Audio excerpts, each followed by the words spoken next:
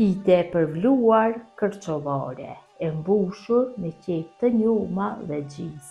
Një traditë e vjetër kërçovare, në një përgatitje shumë thjeshtë, bëhet shumë e shijshme. Besoj se kam ju pëlqyer receta kur ta shihni videon në vazhdim. Filloj me përgatitjen. Fillimisht përgatisim mbushjen. Këtu kam fletat e qepëve të njuma, cilat I kam coptu, I kam hedhë në tigan, në fillim I kam pastru me ujë, ju shtoj krep do I shtoj sipas dëshirës, dhe do ja shtoj pak vaj, dhe I zi zjarrin në temperaturë mesatare, I përgoj qep duke I përzier vazhdimisht derisa të zbuten mirë. Nuk ju nevojitet një kohë gjatë për zbutje, dikon për 4-5 minuta do jenë gati. Pasi kam përgu fletat e qepëve, në zjarr mesatar I kam largu nga zjarri, si që vëreni janë zbutur mirë, I kom lënë që të ftohen, dhe tash ja shtoj 350 gram me gjizë. Gjizat e kun krep dhe pak ju kam shtu, është mjaftueshëm. Tash vetëm se e përzi masën, kur t'jen fletat e qepëve të nxehta se si s'ban që t'ja hedhin gjizën, sepse gjiza do bëhet e lëngshme, kështu kur ftohen është më mirë, dhe vetëm masën e përzi mirë dhe mbushja është gati. Pasi mbushja e pitës është gati, ne përgatisim brumin. Për brumin na nevojitet një tenxhere, sepse brumi I kësaj pite zihet në tenxhere, dhe për këtë arsye quhet si pite e përvluar. Këtë lloj të pitës e kam mësuar nga kolegja ime e fakultetit, cilën e përshëndes shumë. Në fillim në tenxhere shtojna 500 ml me ujë, mjaftueshëm janë këto masa për një tepsime numër 42, ose 2 gota e gjysmë të ujit, gotat nga 200 ml që ja hedhim, ja shtojmë një lugë mesme me krep, dhe 2 lugë gjelle me vaj. Dhe I zim zjarrin në temperaturë mesatare e vlojmë ujin. Uji në tenxhere ka filluar që të vloj, pak e ulim temperaturën dhe fillojmë që ta shtojmë millin.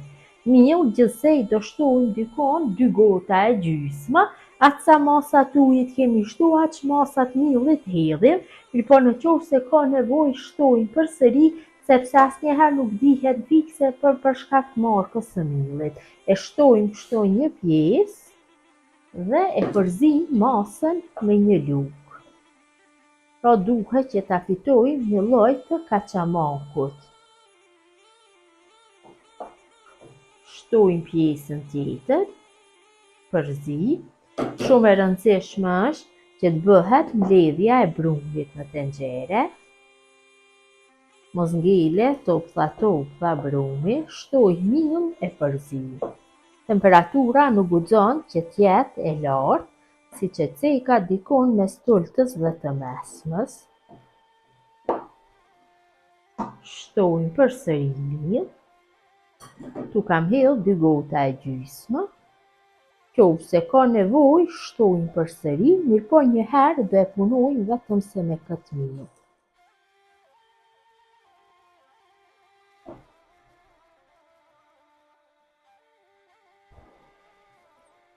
Masa ka filluar që të mlidhet. Unë I kam hedhë 2 gota e gjysmë, kurse ju duhet bëni kujdes, ndonjëherë duhet dhe më pak, siç e ceka dhe më parë për shkak të markës së millit, dhe masa është gati të largohet nga zjarri. Tash marrim funin dhe hedhim mill. Hedhim mill pak në një shumë më të madhe dhe e kalojmë brumin. Brumi është val I nxehtë, shumë duhet kemi kujdes. Dhe fillojmë që të bëjmë mbledhjen e brumit, e bëjmë në formën e një kulaçi. Mirëpo duhet të keni shumë kujdes, sepse është brumi I nxehtë dhe mund të digjeni. Unë nuk e kam shumë problem të nxehtin. Kështu e punoj derisa ta fitoj në një brumë si të kulaçit.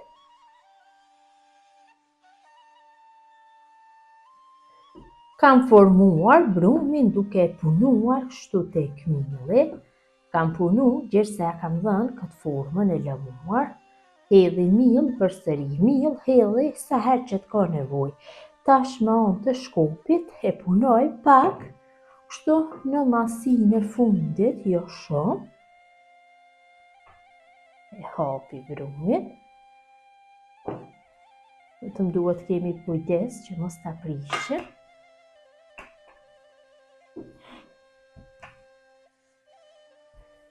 Dhe pak dhe nuk do ketë nevojë më pas hapjen do e bëjmë me duar.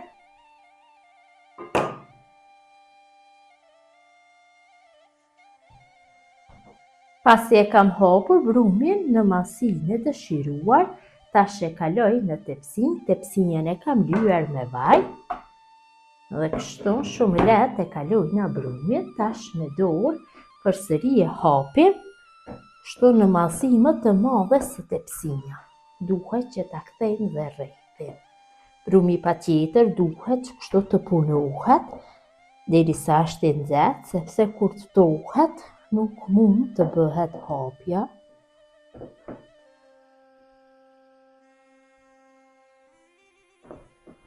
Kështu e hapi mirë.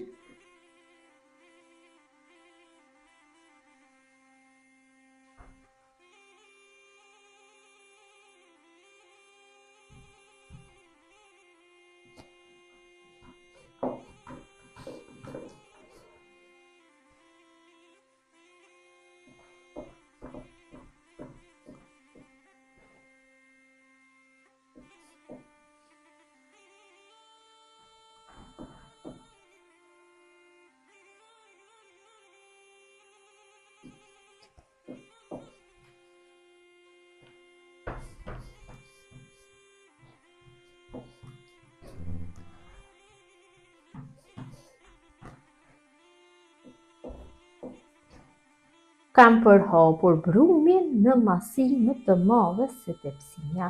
Brumin e kam përhapur dhe nga rrafë të tepsisë. Tash ja formoj rrethin, kështu.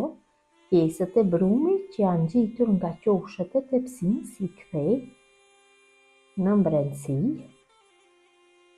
Nëse kujdes, nga gjithë anët kthej brumin.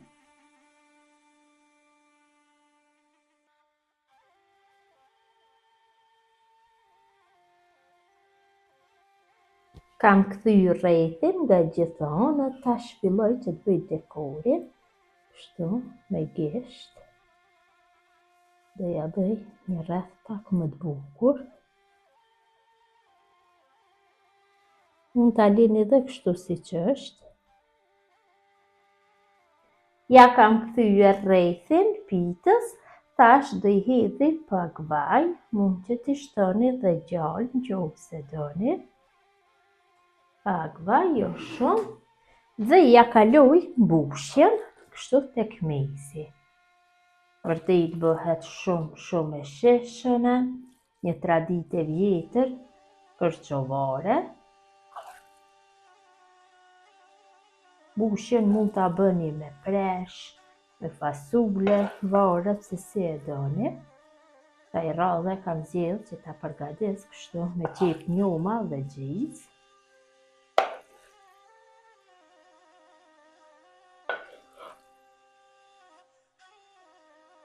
Kam kaluar dhe mbushjen, sepër tek mbushja hedhi vetëm se pak minutë kështu. Shumë pak.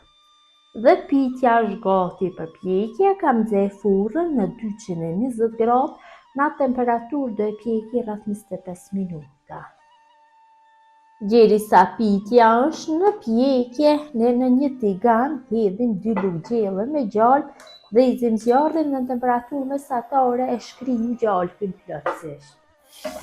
Gjalpi është shkrijer plotësisht, tash e ulim temperaturën dhe ja shtojna 4 lugë gjelle me kos. Dhe masën e lajm kështu vetëm se rreth 1 minutë në zjarr. vetëm se sa të bëhet bashkë gjalpi dhe kosi, sa fillon që kosi të more një pamje si të gjisës. Përzim kështu. Dhe masa është gati të largohet nga zjarri. Pitën e kam largu nga furra, ka një aromë shumë të mirë. Tash ja hedhim masën e përgatitur me gjalpët e kas sipër për zbutje. Mundohem kështu nga rast më shumë të përqendrohur. Masa është e nxehtë, pitja është e nxehtë. Kështu nga gjithë rrafët. Shtoj.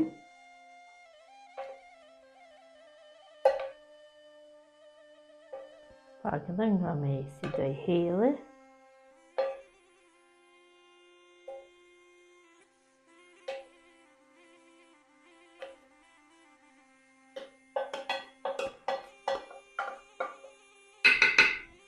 Dhe pitën përsëri e kthejna në furrë të fikur, dikun për 4-5 minuta e lojmë derisa të shterët lëngu që e hedhëm sipër. Pitën e kam largu nga furra, shteru lëngu, e lojna që të ftohet dhe është gati për konsumim. Pitja është ftohur pak, ta ndajmë një pjesë, nuk është ftohur plotësisht, mirë po është ftohur pak. Ta shihni se si ka dalë, vërtet ka dalë shumë e mirë, taman një pite vjetër, tradicionale kërçovare.